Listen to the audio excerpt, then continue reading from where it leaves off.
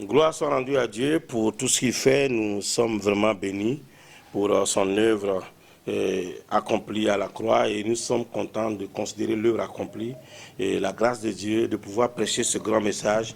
Et c'est pour ça que nous vous disons bienvenue à cette dévotion à la grâce victorieuse pour recevoir et considérer encore un peu plus nos vies, notre marche, notre parcours avec Christ. Alors aujourd'hui, nous voulons considérer la lumière qui expose. Et nous pouvons lire dans 1 Pierre, dans 2 Pierre plutôt, au chapitre 1, le verset 19. 2 Pierre, le chapitre 1 et le verset 19. Alors nous lisons. Il est dit, et nous tenons pour autant plus certaine la parole prophétique à laquelle vous faites bien de prêter attention comme à une lampe qui brille dans un lieu obscur jusqu'à ce que le jour vienne apparaître et que l'étoile du matin se lève dans vos cœurs. Très intéressant. Vous savez, tout ce qui est condamné est manifesté par la lumière. Tout ce qui n'est pas acceptable est manifesté par la lumière. Car tout ce qui est manifesté est lumière. Et c'est très intéressant. Et c'est très intéressant de considérer vraiment la glorieuse parole de Dieu et de voir que c'est Dieu qui a raison.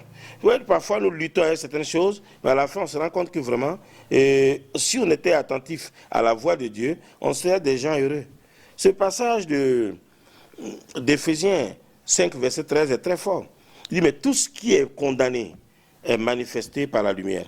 Car tout ce qui est manifesté est lumière. Et ça, on ne peut pas nier ça, mes amis. On a besoin de comprendre que c'est Dieu qui a raison. Ne soyez pas blessés par la vérité.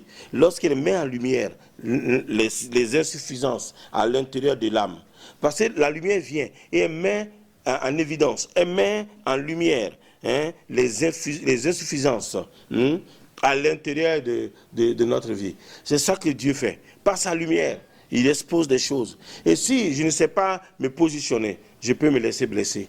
Et combien de chrétiens sont inutilement blessés parce qu'ils n'ont pas fait attention. Non seulement la parole de Dieu transperce et expose, mais elle tranche et divise aussi. Et nous rend libres de l'encre du moi.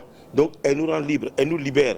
C'est pourquoi quand nous lisons dans Hébreux, au chapitre 4, le verset 12, il est dit, car la parole de Dieu, car la parole de Dieu est vivante et efficace, plus tranchante qu'une épée quelconque à deux tranchants, pénétrante jusqu'à partager âme et esprit, jointure et moelle. Elle juge les sentiments et les pensées du cœur.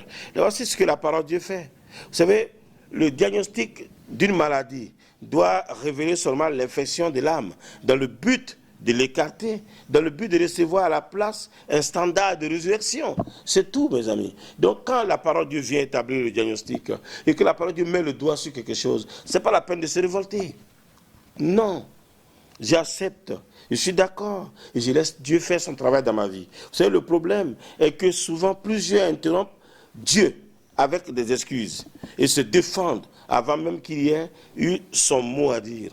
Dieu n'a pas la parole à dire, Dieu n'a pas de mots. On coupe, comme on coupe la parole à quelqu'un, on coupe la parole à Dieu. On dit non, ça va. Je dis Seigneur, ce n'est pas de ma faute, c'est à cause de ceci et cela. Non, quand nous essayons de justifier nos erreurs, nous sommes en train de nous mettre dans le pétrin.